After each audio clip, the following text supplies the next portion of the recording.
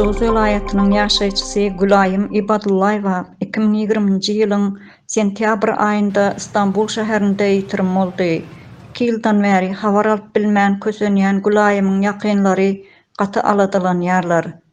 Iň soňky gezekki telefondaky gepleşiginde Türkmenistandaky adamsynyň Gülaýym bilen dowamly uruşýandygyny aýdypdyr.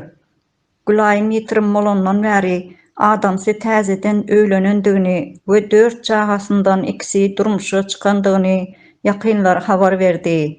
Egerde diri bolsa 4 çagasyny taşlamazdy. Hökman bir ýerden çykardy diýen ýakynlary Gülaýymdan iň bolman nähilde bolsa bir habar almak isleýärler.